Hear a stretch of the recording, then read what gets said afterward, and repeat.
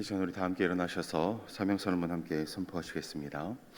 우리는 마음과 뜻과 정성을 다하여 하나님을 예배하는 것을 우리 삶의 최우선으로 둘 것입니다.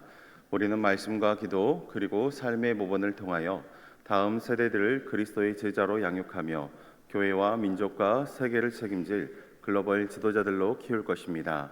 우리는 주님이 주신 은사와 재능, 시간과 물질 그리고 우리의 직업을 사용하여 국내의 불신 영혼들을 그리스도께 인도하여 구원시키는데 최선의 노력을 다할 것입니다.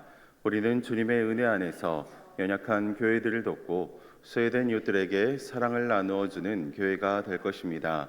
지금 우리는 하나님 말씀 앞에 서 있습니다. 설교를 통해 말씀하시는 하나님의 음성을 듣게 하시고 그 말씀에 순종하여 하나님께 영광 돌리며 축복의 길을 걷게 하소서. 아멘. 우리 옆 사람과 함께 인사 나누시겠습니다. 사랑하고 축복합니다. 우리 찬송 259장 하나님께 올려드리겠습니다.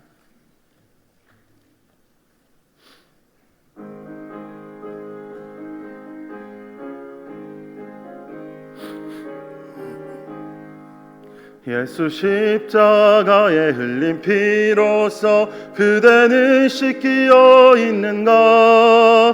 더러운 죄 희게 하는 능력을 그대는 참으지 하는가? 예수의 보혈로 그대는 씻기어 있는가? 마음속에 여러 가지 죄악이 깨끗이 씻기어 있는가? 주 예수와 밤낮으로 늘 함께 그대는 행동을 하는가? 아무 때나 어디서나 그대는 십자가 붙들고 있는가? 예수의 보혈로 그대는 씻기어 있는가? 마음속에 여러 가지 죄악이 깨끗이 씻기어 있는가? 주님 예수 다시 올 때 그대는 영접할 예복이 있는가? 그대 몸은 거룩한 곳 천국에 들어갈 준비가 됐는가? 예수의 보혈로 그대는 씻기어 있는가?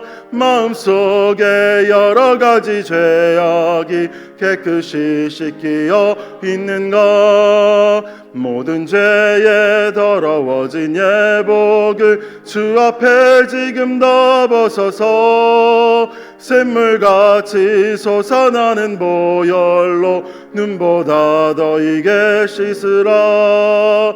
예수의 보혈로 그대는 씻기어 있는가? 마음속에 여러 가지 죄악이 깨끗이 씻기어 있는가?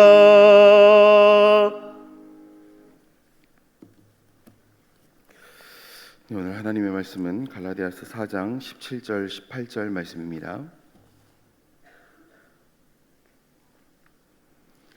하나님의 말씀은 갈라디아서 4장 17절과 18절 말씀입니다. 우리 두 절 말씀인데요. 함께 합독하도록 하시겠습니다. 그들이 너희에게 대하여 열심 내는 것은 좋은 뜻이 아니요 오직 너희를 이간시켜 너희로 그들에게 대하여 열심을 내게 하려 함이라. 좋은 일에 대하여 열심으로 사모함을 받음은 내가 너희를 대하였을 때뿐 아니라 언제든지 좋으니라. 아멘.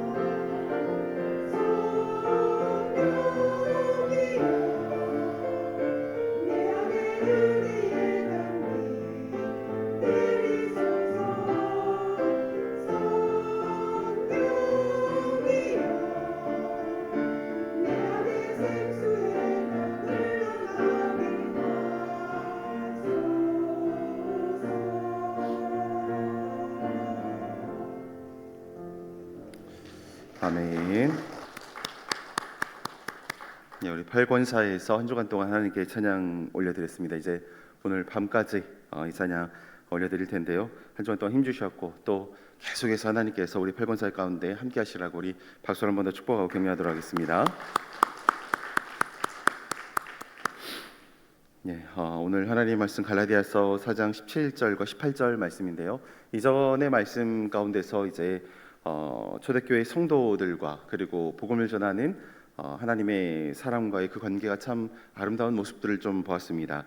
그 모습 다음으로 이제 이어지는 게 좋은 때도 있었지만 이제 좋지 않을 때가 이제 이 성도들 가운데 그리고 하나님의 사람이 보는 그 기도하는 마음 가운데 불처럼 올라옵니다.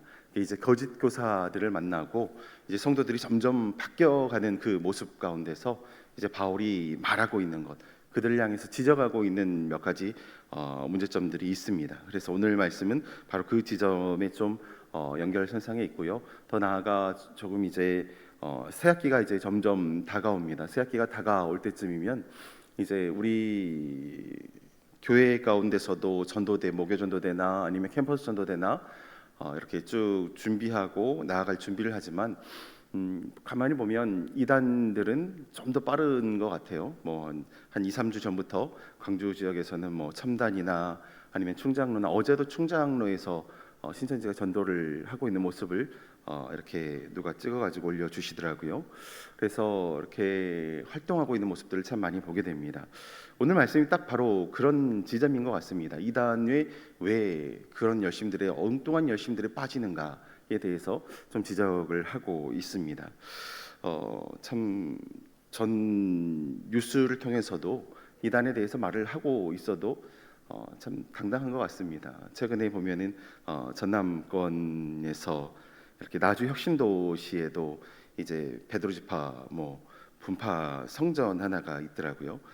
온데 한 4,500명 정도 나주 혁신도시에도 이제 모인다고 하더라고요. 그리고 이제 완전히 대놓고는 아니어도 뭐 영암이나 아니면 영광이나 아니면 이런 곳으로 이렇게 사람을 보내가지고 전도를 좀 하고 있는 모습들을 많이 신천지에서 보여주고 있다고 합니다. 그래서 주변 가운데 엉뚱한 열심들, 엉뚱한 곳에 빠지지 말고 하나님 믿고 하나님 은혜 가운데 서라고 늘 권면하고 붙잡아 주시는 힘이 있으시기를 주님의 이름으로 축원드립니다.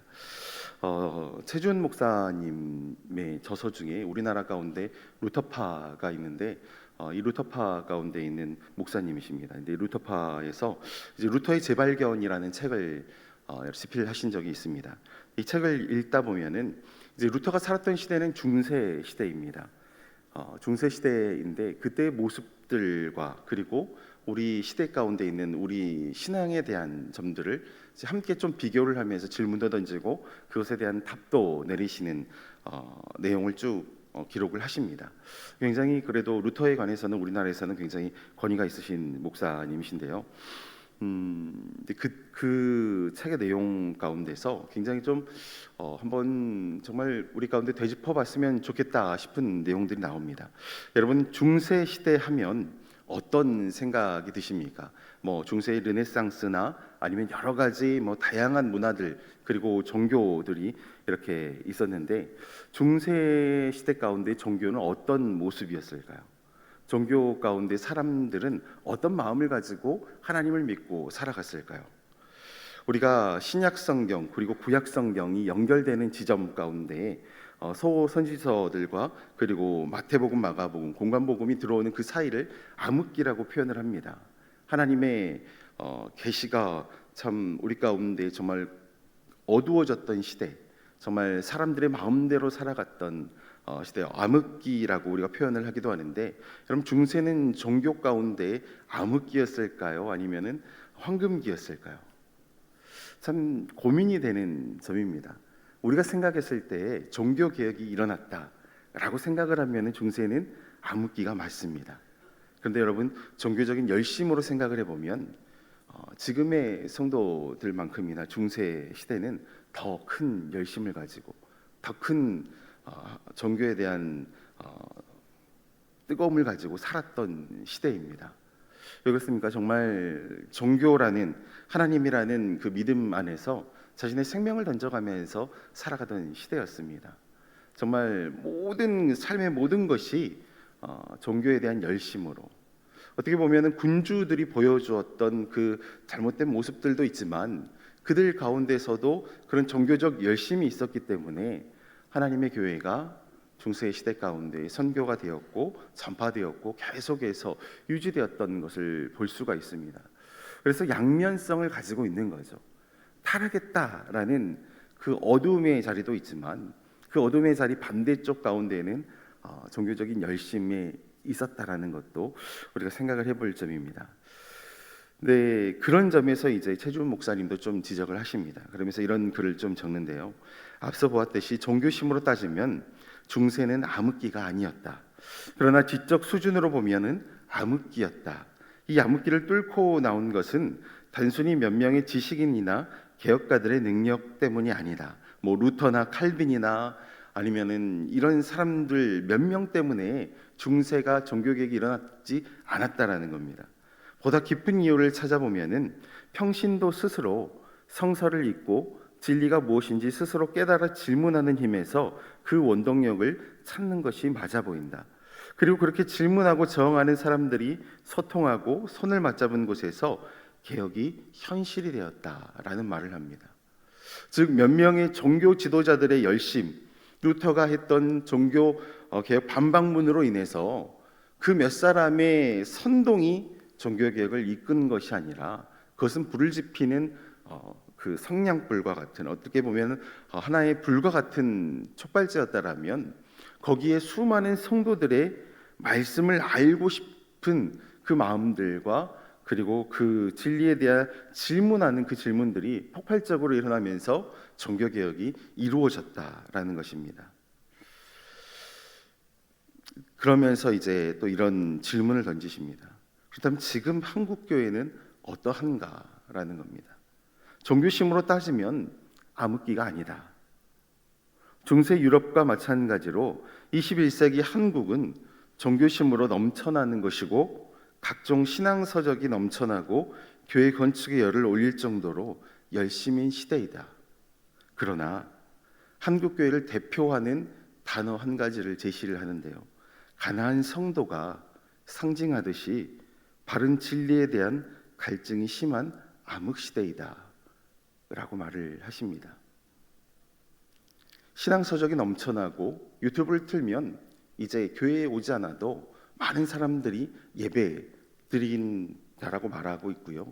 그리고 그곳에서 수많은 목사님들의 말씀 가운데 우리가 살아가고 있는 것이 사실입니다.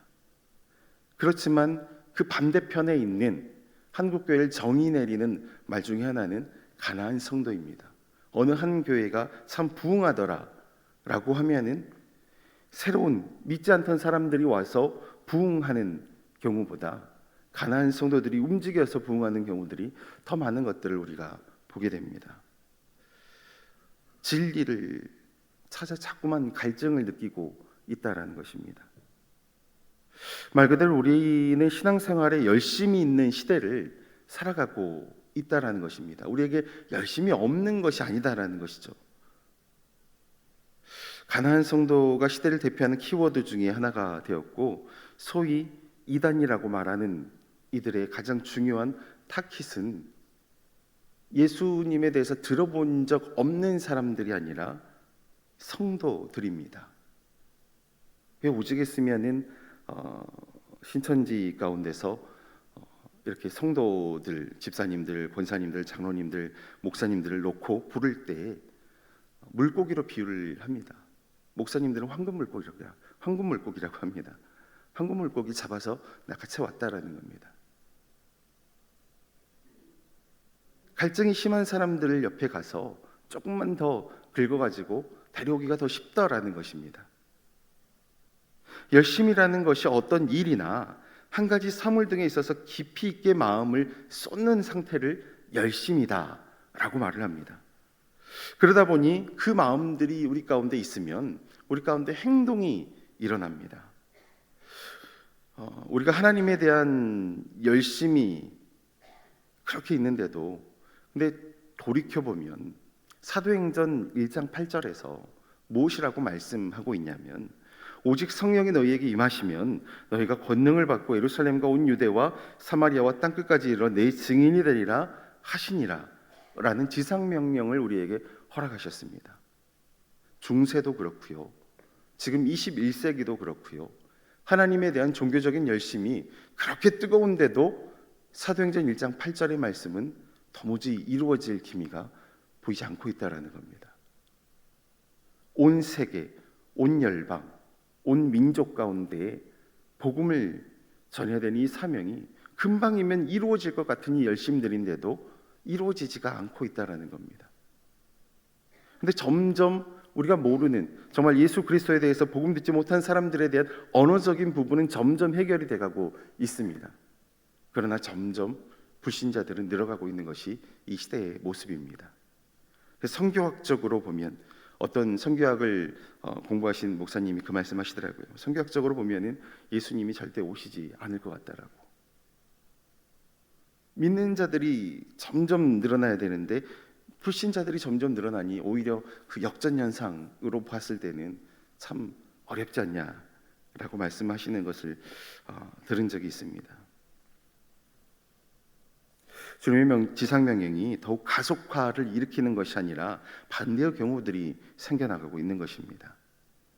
오늘 바울이 보는 갈라디아 교인들, 나아가 그들에게 열심을 내는 유대 교회 사람들은 그 답이 무엇인가 우리에게 좀 생각해 보게 하는 지점들이 있습니다. 유대인들, 유대 교사들, 거짓 교사들은 열심히 있는 이들이었습니다. 그렇다라는 것은 갈라디아 교인들을 위해서 그들이 무엇을 하느냐, 아무것도 하지 않고 이들을 유혹하고 이들 가운데 율법에 대해서 말하고 있는 것이 아니라 갈라디아 성도들을 향해서 시간을 내는 이들이었습니다. 그 시간 동안 자신들이 생각하는 율법을 전했고요, 이런 열심들이 갈라디아 교인들 가운데 자꾸 들어가다 보니까 갈라디아 교인들의 마음을 사로잡을 수 있었습니다. 하지만 바울은 이들의 모습에 대해서, 이들의 열심에 대해서 한마디로 정리를 합니다. 오늘 본문에서도 말씀하죠. 좋은 뜻이 아니요 오직 인간이라고 말을 합니다.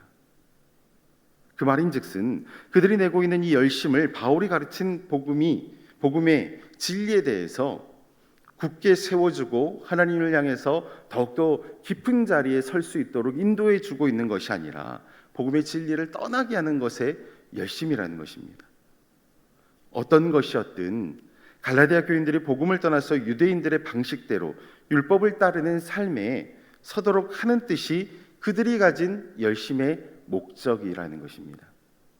나아가 이 목적을 달성하기 위해서 그들이 사용하고 있는 복음과 성도들 사이에, 그리고 바울과 갈라디아 교인들 사이에 사용하고 있는 방법은 무엇이냐? 이간하는 것입니다.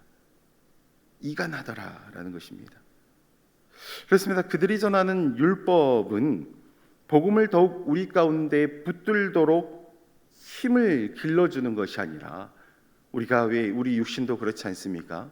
우리가 그냥 몸이 있다라고 이 몸을 다 마음대로 사용하는 것이 아니라, 그래도 밖에 나가서 걸어야 되고 우리가 움직여야 되고 운동을 해야 근육이 길러져서 더 힘있게 살아갈 수 있고 뛸 수도 있고 활동을 할 수가 있습니다.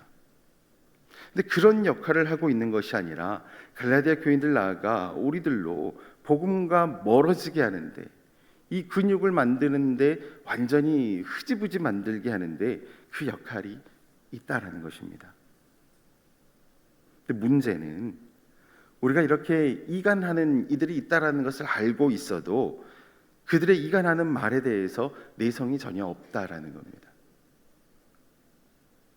많은 경우 그것이 맞겠구나 하는 순진함과 그러한 말들도 이유가 있겠지라는 무관심으로 대처하는 경우들이 참 많습니다. 그러다 보니 어느 순간부터는 진리인 복음이 A라는 엉뚱한 것에 교체가 되어 있어도 그냥 그러려니 한다라는 것입니다. 왜 이단 가운데 있는 사람들이 밖에서 봤을 때는 저게 믿어질까 싶은데도 왜 그럴 수 있겠습니까? 어느 순간부터는 하나님이 없어도, 교주만 있어도 그냥 그러려니 하는 상태에 서는 것입니다. 통일교나 신천지가 이단이라는 것을 모르는 성도는 많은 경우 없습니다. 예를 들어 보면 사기꾼이 머리에 사기꾼이라고 써붙이고 다니는 경우는 없다라는 겁니다. 마찬가지로 이단도 나 이단이요 라고 써붙여 다니고 있지는 않습니다. 물론 신천지는 좀 특이하긴 합니다. 주일이나 예배드리러 갈 때 보면 파란색 넥타이에다가 흰색 셔츠로 나 신천지요라고 표를 내고 다니더라고요. 오히려 상대방이 보기에 완벽한 모습으로 다니는 경우들이 많습니다. 그런데 왜 그런 이단에 빠지고 사기꾼들에게 속게 됩니까? 그들이 가지는 열심, 그들이 마음 가운데 있는 여러 그 마음들을 보면은 우리가 생각해 볼 수 있습니다. 그들은 어떤 열심을 가지고 살아갑니까? 첫째로 그들은 사람을 넘어지게 하는데 열심을 냅니다. 본문에서도 갈라디아 교인들을 향해서 거짓 교사들은 열심을 냅니다. 그들은 상대방을 굉장히 위하거나 존경해 주는 것들로 이 열심을 포장을 합니다. 또한 그와 반대로 넘어지게 하기 위한 모든 방법을 동원하기도 하더라는 것입니다. 언젠가 저희 아내가 전도사로 사역을 할 때 같은 교회 이제 부서 집사님께서 신천지 쪽에 있는 분들이 포섭하려고 하는 것을 경험을 이렇게 말씀해 주신 적이 있는데 사촌 분이 어느 날 만나러 왔다고 하더라고요. 그래서 만나러 와가지고 다른 사람 정말 좋은 사람이 있는데 한번 만나보자고 하면서 이렇게 오는데 미리 이 사촌 분이 우리가 예전에 이제 신천지 하면은 산옮기기라고 많이 불렀던 방법들, 우리 이 주변에 있는 분들의 인적 사항이나 지금 고민하고 있는 것들이나 아니면 가지고 있는 문제들을 미리 알려주고 공부하고 숙지시킨 다음에 그것에 대한 답을 가지고 접근을 합니다. 그래서 와가지고 막 신통방통하게 자신이 지금 하고 있는 것에 대해서 쭉쭉쭉 말을 하더라는 겁니다. 얼마나 놀라지 않겠습니까? 야, 내가 생각하는 것들, 내가 고민하는 것들 다 말하네. 그런데 나중에는 이제 그런 포섭이라는 것을 알아가지고 이제 관계를 끊어냈었는데 이쪽 밑에 지역에서 안 되니까 어느 날 보니까 위쪽 친척들이 있는 서울이나 경기권에 가가지고 똑같은 걸 하고 있는 것을 보았다라고 말하는 것을 들었습니다. 그렇습니다. 굉장히 위하거나 사랑해 주는 것처럼 보이지만 반대로는 넘어지게 하기 위해서 온갖 수단을 다 쓴다라는 겁니다. 요한복음 8장 4절에서 6절 말씀을 보면 바로 그런 모습을 잘 보여주고 있습니다. 우리 함께 이 4절에서 6절 말씀 좀 읽어보겠습니다. 예수께 말하되 선생이여 이 여자가 가늠하다가 현장에서 잡혔나이다. 모세는 율법에 이러한 여자를 돌로 치라 명하였거니와 선생은 어떻게 말하겠나이까? 그들이 이렇게 말함은 고발할 조건을 얻고자 하여 예수를 시험함이로라. 예수께서 몸을 굽히사 손가락으로 땅에 쓰시니. 이제 사람들이 예수님을 좀 고발하려고 하는 사람들이 가늠한 여자를 잡아가지고 와가지고 예수님 앞에다가 딱 붙잡아 놓은 채 이 여자를 어떻게 해야 됩니까? 라고 질문을 던지는 유명한 말씀입니다. 그런데 이 말씀 가운데서 우리가 이런 질문을 좀 던져볼 수 있습니다. 여러분, 이 가늠한 여인은 오늘 예수님 앞에 잡아온 이들에게 우연히 잡히게 되었을까요? 이 여인이 우연히 자신의 가늠 현장을 우연히 그들에게 잡혀서 그들이 우연히 예수님 앞에 이 여인을 데리고 왔을까요? 그리고 그들이 이 여인을 현장에서 잡았다라고 말하는데 4절에서 가늠하다가 현장에서 잡혔다라고 말하지 않습니까? 현장에서 잡아서 예수님의 계신 곳으로 데려왔는데 말씀을 4절과 6절이 아니라 전체로 펼쳐놓고 보았을 때 그들이 잡아온 시간, 그들이 잡아온 장소 적으로 생각을 해보면 옳은 시간에 옳은 방법으로 그들이 예수님 앞에 이 여인을 잡아왔을까요? 어찌 보면 가장 율법에 대해서 사랑하고 율법에 대해서 잘 지키던 이들이 예수님 앞에 이 여인을 지금 잡아온 거거든요. 복음서에는 구체적으로 이 상황에 대해서 말하고 있지는 않습니다. 그렇지만 초막절을 지나는 과정 가운데, 그러니까 절기를 지나는 과정 가운데 그들이 나왔습니다. 이 질문을 위해서, 그런데 자신들이 그렇게 중요하게 여기는 이 절기적인 지켜야 되는 율법들을 지키지 않은 채 가늠하는 여인이 있나 하고 그 밤중에 싸돌아다니면서 찾아 헤맸다라는 겁니다. 좀 더 생각을 해보면 여인이 가늠하는 현장에서 잡아왔다라고 말을 하는데, 그들이 잠복 근무를 하고 있거나 하는 상황에서, 아니면 그들이 정말 이 집이 가늠하는 집이다라고 미리 정보를 받아가지고 와가지고 지켜보는 것 가운데에서 간음 행위를 저지른 겁니다. 그러면 간음 행위를 하면은 어떻게 해야 됩니까? 율법을 지키는 입장 가운데서 잡아가야 됩니까? 시도를 하려고 할 때 잠복하고 있었다라면, 지켜보고 있었다라면 막아야 되는 게 정상 아닙니까? 죄를 짓지 말도록 멈춰 세워야 되는 게 정상입니다. 그들은 무엇을 했다고 합니까? 현장에서 잡아왔다고 합니다. 간음하도록 내버려둔 겁니다. 예수님 고발할 열심은 있지만 죄를 짓는 사람의 그 모습 가운데 죄를 짓지 않도록 끊어줄 열심은 없는 겁니다. 모순이 생기는 상황인 거죠. 그럼에도 그들이 열심을 내는 것은 단순히 예수님을 모함하고자 함 때문이었습니다. 맞습니다. 열심은 있는데 전혀 엉뚱한 열심을 내는 경우들이 많습니다. 오늘 유대인들은 갈라디아 성도들로 하여금 복음에 더욱 사로잡히게 하는 열심으로 다가가고 있는 것이 아니라 복음과 성도의 사이를, 하나님과 아들과 딸의 사이를 갈라놓을 목적으로 다가오고 있습니다. 우리도 신앙생활 가운데 이런 잘못된 열심을 따라가서는 안 됩니다. 바른 열심, 말씀 가운데 서는 열심으로 서야 합니다. 우리가 작은 말을 한마디 하더라도 상대방으로 하여금 이 작은 말 하나가 안부 인사 같지만 그 안부 인사가 상대방의 믿음 가운데 흔들릴 인사라면 그 말조차도 우리는 입술 가운데서 떠나보내야 됩니다. 삼켜버릴 줄 알아야 됩니다. 하지만 반대로 내가 하는 이 작은 말 하나가 상대방을 정말 칭찬할 수 있는 말이라면 그 말이라면 더욱더 힘을 내어서 해야죠. 복음에 대해서 권면하고 세울 수 있고 덕이 되는 은혜가 있어야 되는 것입니다. 바울도 말하고 있지 않습니까? 복음을 위한 열심, 주님을 위한 열심, 하나님을 위한 참된 열심은 언제든지 좋다라는 것입니다.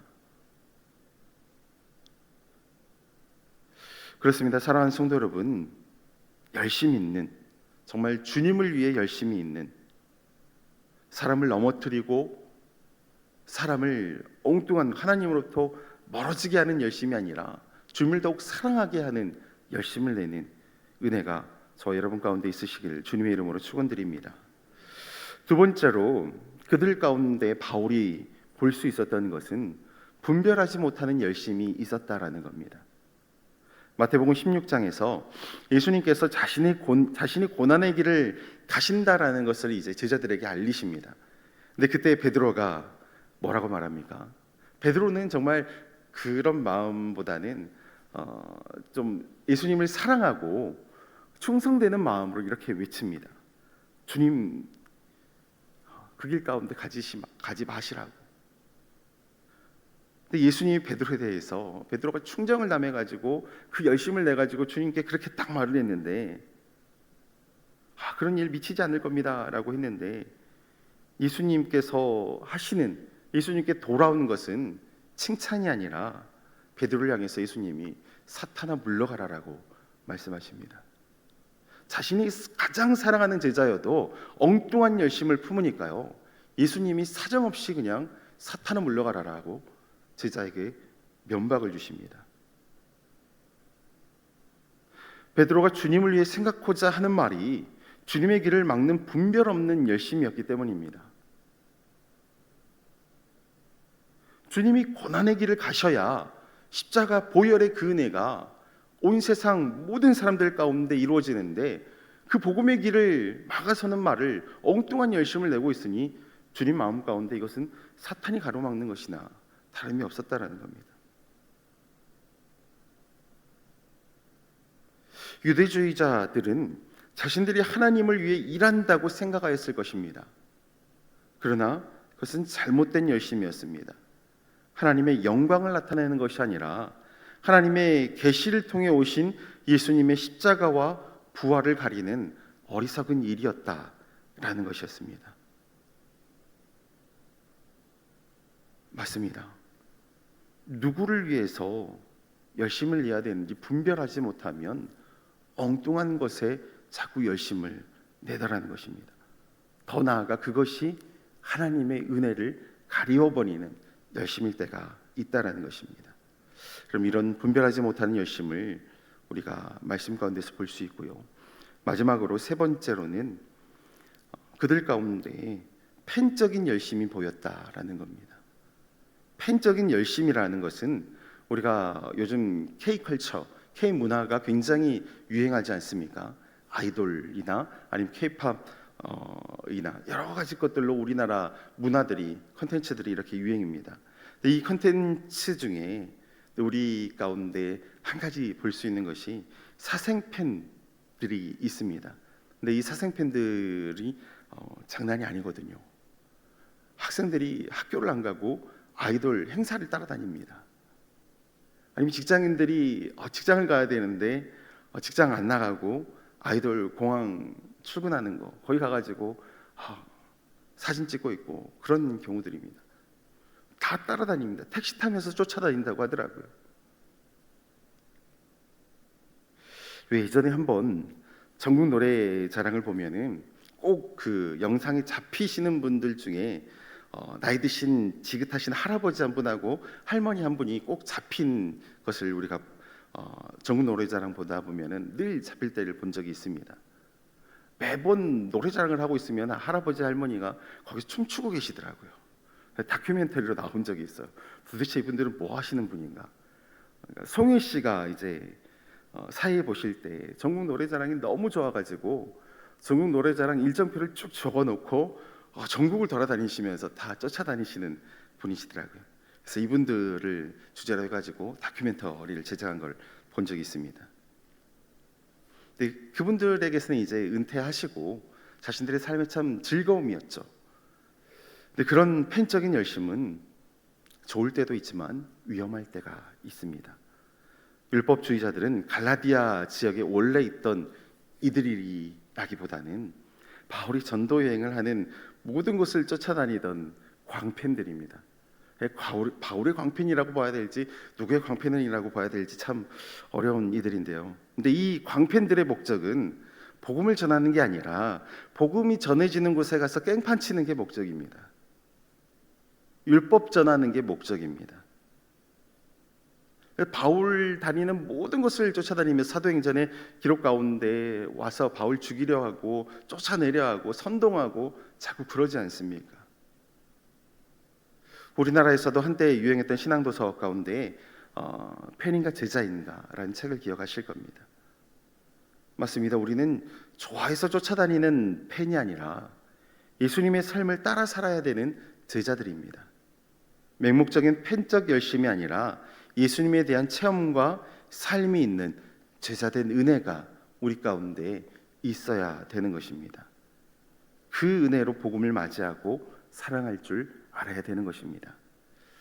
사랑하는 성도 여러분, 우리 신앙생활 가운데 열심이라는 단어는 참 이중적인 단어입니다. 열심이라는 말에 이간과 넘어짐과 분별 못함과 광적이란 말이 붙으면 조심해야 합니다. 멀리해야 하고 가까이 하지 않으려 해야 합니다. 그것은 우리로 하나님과 가깝게 해주는 은혜가 아니라 사탄의 유혹일 뿐입니다. 반면에 열심이라는 말에 사랑과 주님과 하나님을 향한 그 대상과 말씀에 대한 바른 지식이 있다라면 이것은 우리가 신앙 가운데 지켜야 될 자리들입니다. 그 자리에선 열심을 내어야 됩니다. 처음 시작점에서 최조은 목사님이 던지는 질문과 답, 그 이어지는 글에서 목사님은 이런 고면을 책 읽는 독자들에게 던지면서 그 챕터를 마무리합니다. 이 문제들에 대한 해결책으로 신앙이 아닌 맹신을 하지 말고 말씀을 읽고 루터와 같이 잘못된 권위에 질문을 던지는 용감한 신자들이 많아져야 진짜가 자리 잡을 수 있게 된다라고 말합니다. 바울은 가짜 성도를 양육하기 위해서 갈라디아에 복음 전하지 않았습니다. 율법을 전하기 위해서 갈라디아 가운데서 정말 19절에서 말하듯이 해산하는 수고로 복음을 전하지 않았습니다. 이 은혜의 복음이 이제 시간이 지나 우리에게 왔습니다. 우리는 복음에 대한 열심을 어떻게 가지고 이 시대, 우리 가정, 우리 교회, 우리 자녀 앞에 서야 할지 결단하는 은혜가 필요합니다. 우리 가정에 내가 복음에 대한 어떤 열심을 가지고 서야 될 것인가?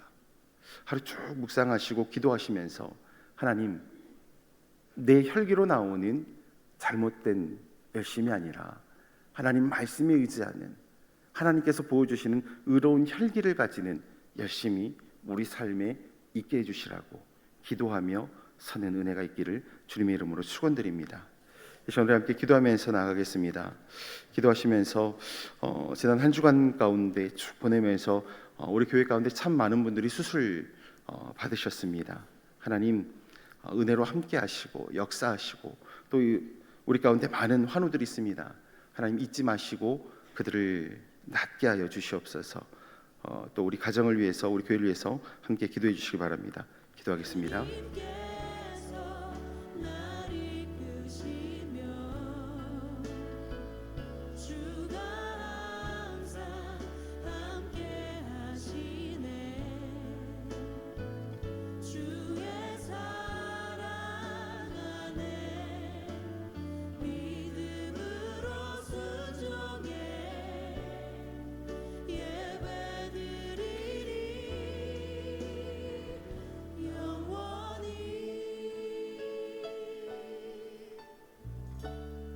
주님은 산 같아서 주님은 산 같아서 여전히 그 자리에 계셔 눈을 들면 보이리라 날 위한 그 사랑 주는 나의 도움이시며 주의 계획 영원하시네 주의 위엄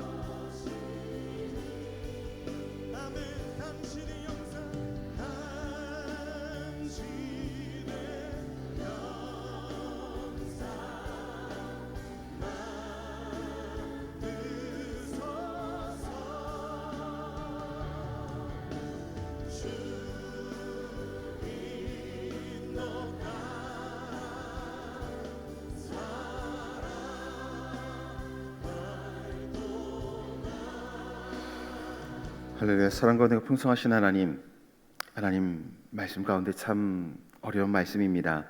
우리 가운데 열심이라는 것이 참 좋을 때도 있지만 하나님의 복음을 가로막는다라면 하나님이 복음을 가로막는 열심은 우리 가운데서 떠나게 하시고 주님을 향한 하나님 더욱더 가까워지고 싶은 사모함과 뜨거움들이 일어날 수 있도록 그 열심들이 정말 우리 삶의 모든 곳에 드러날 수 있도록 함께하여 주시옵소서. 하나님 그때 정말 사랑하는 가정들이 잘 되게 하시고 하나님의 교회가 더욱더 주의 복음 전하는 힘을 쏟게 하시며 하나님 이 세상 가운데 말씀이신 그 하나님의 사랑을 마음껏 힘껏 전할 수 있는 전도의 문들을 하나님 열어 주시옵소서. 주님 사랑하는 다른 목사님 주님께서 말씀 가운데 세우실 때마다 하나님 그 준비하시는 그 말씀에 하나님께서 힘을 더하시고 그 말씀의 깊이와 하나님 그 말씀의 사모함으로 정말 가득가득 채우셔서 하나님 말씀을 정말 주의 성전과 방송을 향해서 선포하실 때 하나님 정말 듣는 이들도 하나님 이 말씀 가운데 정말 마음껏 하나님 정말 영을 열고 귀를 열고 정말 마음을 열고 하나님 듣고 심고 열매 맺을 수 있는 은혜들로 하나님 정말 그 삶을 세워주시고 하나님 그 정말 말씀 가운데 인도하시는 걸음들을 붙잡아 주시옵소서. 사모님과 두 자녀의 삶 가운데 그 가정 가운데 주께서 역사하셔서 날마다 주님을 위해서 주의 말씀 가운데 복되게 서게 하시고 그 육신 가운데 주님의 나라와 말씀으로 정말 함께 하실 때마다 하나님 건강한 육신을 가지고 하나님 세움 받을 수 있도록 주님께서 그 육신의 질병도 깨끗하게 낫게 하시는 은혜들로 날마다 보혈의 손으로 씻겨 주시옵소서. 주님 또 우리 교회 가운데 하나님 창립 129주년을 맞이합니다. 하나님 정말 오랜 역사 가운데 세우신 것도 은혜이고 그 역사 가운데 정말 한 곳에 머물러 있는 것이 아니라 지금까지 계속해서 성장하고 하나님의 말씀 가운데 설 수 있도록 인도하신 것에 감사합니다.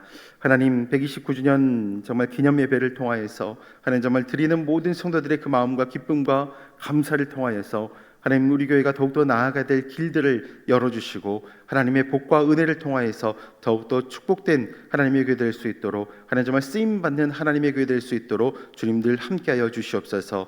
하나님 그날 가운데 또 감사하게도 우리 5분의 장로님들을 임직합니다. 하나님 정말 세우시는 은혜를 통하여서 세움받는 곳 가운데서 정말 가장 귀한 자리로 하나님 그렇지만 가장 낮은 자리로 하나님 정말 성도들과 하나님을 위해 쓰임받는 우리 장로님들 될 수 있도록 주님께서 축복하여 주시고 하나님 그 은혜를 통하여서 하나님 정말 많은 곳 가운데 정말 마음껏 하나님을 위해서 기도하고 찬양하고 예배드리고 하나님 정말 성도들을 신방하고 많은 은혜들로 정말 덕을 끼칠 수 있는 우리 피택되신 장로님들 5분들이 정말 하나님께 영광이 되게 하여 주시옵소서. 하나님 그렇습니다. 하나님 이제 또 우리 교회 가운데서 이 봄을 맞이하면서 기지개를 펴니다. 하나님 우리 YJC 캠퍼스 전도대와 목요 전도대 하나님 구역 예배 하나님 마중물 대신방 하나님 정말 기지개를 펴는 모든 곳들 가운데 하나님께서 정말 따뜻한 봄날과 같은 그 사랑을 부어주시고 힘을 내어서 하나님께 더욱더 걸어갈 수 있는 능력들을 함께하여 주시옵소서. 주님 우리 가운데 또 주님께 예물 드리는 손길이 있습니다. 감사헌금으로 1,000번제로 주님 11조와 YJC 다음 세대 발전헌금과 장기선교 프로젝트 헌금 우리 주정헌금으로 주님께 드립니다. 하나님 우리 사랑하는 자녀들 앞두고 있는 일들이 참 많습니다. 출산을 앞두고 있는 자녀 하나님 또 임직 가운데 부임받은 자녀들 하나님 그리고 취업을 앞두고 정말 기도 중인 자녀들 하나님 먼 곳 가운데서 정말 최선을 다해 살아가고 있는 자녀들의 삶과 하나님 그리고 그들의 신앙 가운데 정말 믿음의 부모들이 힘을 다해서 기도 중에 있습니다. 주님 이 기도들 가운데 주님들 역사하셔서 응답하시고 길을 열어주시고 하나님 문제 가운데 정말 서는 것이 아니오라 열어주시는 복됨 가운데 서게 하시며 하나님 그들이 만남의 복도 하나님 누릴 수 있도록 하나님 그 주변에 많은 좋은 사람들 하나님 믿음의 사람들도 붙여주셔서 하나님 정말 살아가는 것 가운데 예수 믿으며 예수 사랑하며 살아갈 수 있는 우리 자녀들 되게 하시고 하나님 또 우리 믿음의 부모들의 삶 가운데도 주님께서 물질의 권세를 더하시고 건강의 복을 더하시고 하나님 정말 신앙 가운데 하나님의 능력과 말씀의 즐거움을 더하셔서 하나님 정말 힘있게 정말 밀어주고 끌어줄 수 있는 하나님의 부모들이 될 수 있도록 주님께서 축복하여 주시옵소서. 주님, 우리 가운데 질병으로 인해 고통받는 하나님의 귀한 자녀들이 있습니다. 하나님, 지난 한 주간 동안 하나님 정말 수술하였고 하나님 그리고 회복의 자리 가운데서도 하나님 정말 더딘 회복 때문에 하나님 다시 재수술해야 되진 않을까 걱정하는 가정도 있으며 하나님 정말 여러 위험한 상황 가운데서도 정말 기도로 정말 오늘도 나아가고 있습니다. 주님, 이 시간 가운데 믿음의 손을 얹어 그 모든 자리 위에 정말 안수하며 나아가오니 우리 주 예수 그리스도 이름 가지고 명하고 선포하오니 모든 질병아 너희는 떠나갈지어다. 하나님 세워주시옵소서, 붙잡아 주시옵소서. 아버지의 손길이 아버지의 입술 가운데서 하나님 우리의 생명에 대해서 놓지 않으신다라면 하나님 그 어느 것 하나 놓을 수 없음을 고백하오니 주여 힘과 소망과 즐거움과 감사와 기쁨이 모든 사랑하는 성도들 가운데 주님 부어 주시옵소서. 오늘도 주님이 주신 말씀 가지고 가정으로 나아갑니다. 삶으로 섭니다. 하나님 힘도 하시고 능력도 하시고 강건케 하여 주시옵소서. 함께 하시는 것에 감사드리며 사랑이 많으신 예수님 이름으로 기도합니다. 아멘. 하늘에 계신 우리 아버지, 아버지의 이름을 거룩하게 하시며 아버지의 나라가 오게 하시며 아버지의 뜻이 하늘에서와 같이 땅에서도 이루어지게 하소서. 오늘 우리에게 일용할 양식을 주시고 우리가 우리에게 잘못한 사람을 용서하여 준 것 같이 우리 죄를 용서하여 주시고 우리를 시험에 빠지지 않게 하시고 악에서 구하소서. 나라와 권능과 영광이 영원히 아버지의 것입니다. 아멘. 이 시간 각자 개인 기도하시면서 가정으로 돌아가시겠습니다.